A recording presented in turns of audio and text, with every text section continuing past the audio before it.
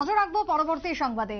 চুরির ঘটনা দিনকে দিন বাড়ছে। এবার এক মহিলার চুরি হয়ে গেল সর্বস্ব, এমনটাই ঘটনা উঠে আসছে বিশালগড় থেকে। রাতের আধারে গৃহস্থ বাড়িতে হানা চোরের দলের এবং চুরি হয়ে যায় সমস্ত সামগ্রী। বিশেষ করে 15 বছর আগে স্বামী মারা যায় ওই মহিলার। শাহিনা খাতুন নামের যে মহিলা, তার শেষ সম্বলটুকু চলে যায় চোরেদের দখলে, এমনটাই তিনি জানিয়েছেন। মানুষের বাড়ি তিনি পরিশ্রম করে তিনি দুই মেয়েকে মানুষ করেছেন।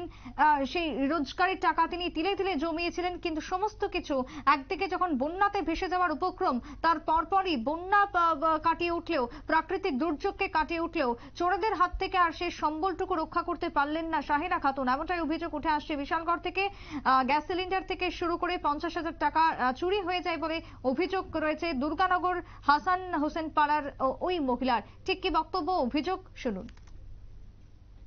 আমি পাইতেছিলাম না, গ্যাসের সিলিন্ডারটা ওই রাস্তা দিয়ে পাইছি। আমি কেমনে চলাম, আমি ওপরে একবার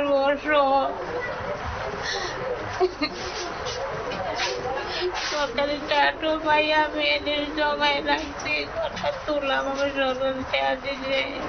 তোমার পরিবার কে কে আছে? কই নাই, ওখানে দুইটা মাইয়া বিয়ে দিলাইছে। আর তোমার তো জামাই নাই? না না, আমার জামাই নেই, জামাই মারা গেছে মানে 15 বছর হইব। মায়ের গান ছোট ছোট, আমি কাজ টাজ করে পড়ালেখা করে আমি বিয়ে দিতে দিয়ে আমি অসুখ। এই সরকার আমার একটা ঘর দিছে, অর্ধেক হয়েছে আর অর্ধেক টেয়ার লাস্টে টেয়ারে ঢুকছে, টেয়ারি তুললে এনে রাখছি। এরপর বাতার টেয়ার হয়েছে, এটি তুলছি, দেখার কাজ করছি, এটি তুলছি।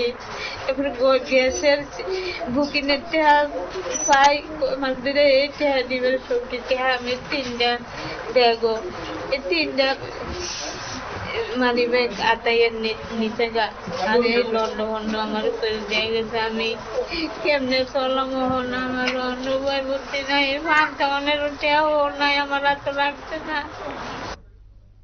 আপনারা শুনলেন বয়স্ক মহিলার বক্তব্য, যে অভিযোগ উঠে এসেছে। তবে বিশালগড় থানায় জানানো হয়েছে ইতিমধ্যে, চোরেদের আদৌ গ্রেপ্তার করতে পারে কিনা পুলিশ এবং এই চুরির ঘটনাকে কমাতে পারে কিনা সেদিকেই তাকিয়ে রয়েছে গোটা রাজ্য। বিশেষ করে ক্ষতিগ্রস্ত মহিলারা, ক্ষতিগ্রস্ত ব্যক্তিরা, যারা দিনের পর দিন চোরেদের রোষানলে খোয়াচ্ছেন সর্বস্ব। ছোট্ট বিরতির পর ফিরে আসবো, সঙ্গে থাকুন।